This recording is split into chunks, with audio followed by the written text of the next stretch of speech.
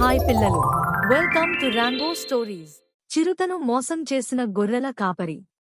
అనగనగా ఒక ఊరు. ఆ ఊరికి దగ్గరలోనే పెద్ద అడవి ఉండేది. ఆ ఊర్లో ఉండే రామయ్య అనేవాడు గొర్రెల కాపరిగా పేరుపడ్డవాడు. అతని దగ్గర పెద్ద గొర్రెల మంద ఉండేది. తరతరాలుగా గొర్రెలను పెంచటం, వాటిని మంచి ధరకు అమ్మడం వాళ్ళ కుటుంబపు జీవన విధానం. ఒక రోజు నుంచి రామయ్యకు బాధలు మొదలయ్యాయి. ఓ చిరుతపులి అడవిలోంచి వచ్చి ప్రతిరోజు రాత్రి 1-2 గొర్రెలను ఎత్తుకెళ్లిపోవటం మొదలుపెట్టింది. ఎన్ని ప్రయత్నాలు చేసినా దాన్ని పట్టలేకపోయాడు రామయ్య. అటవీ శాఖ వారికి ఫిర్యాదు చేసినా ఉపయోగం లేకపోయింది. దాన్ని చంపడం నేరం, అయితే నా వ్యాపారాన్ని కాపాడుకోవాలంటే ఏదో మార్గం వెతకాలి అనుకున్నాడు. ఇది జరుగుతుండగా రామయ్యకి ఊరికి వచ్చిన అన్నయ్య ఒక కొత్త ఐడియాతో ముందుకొచ్చాడు. పులిని మోసం చేద్దాం అన్నాడు అతను. ఆ రాత్రే రామయ్యతో కలిసి పని ప్రారంభించాడు.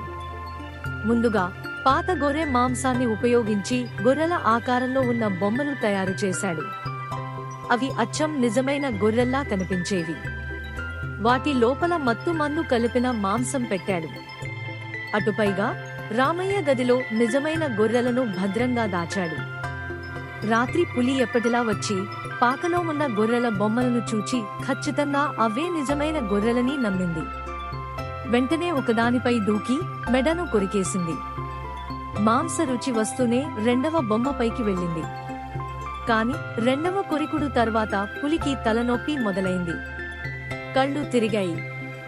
అది అటూ ఇటూ చూసినా శరీరం ఒక్కసారిగా అలసిపోయి కింద పడిపోయింది.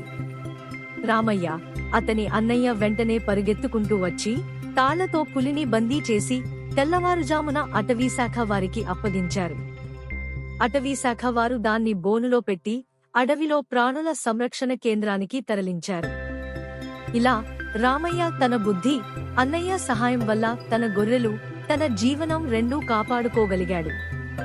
అప్పటినుంచి అతని గొర్రెల వ్యాపారం మళ్లీ బాగా నడవసాగింది. ఊరిలో అందరూ ఈ సంఘటనను మెచ్చుకున్నారు. రామయ్య తెలివిని గుర్తించారు. మరిన్ని కథల కోసం మా ఛానల్ ని లైక్ మరియు సబ్స్క్రైబ్ చేయండి.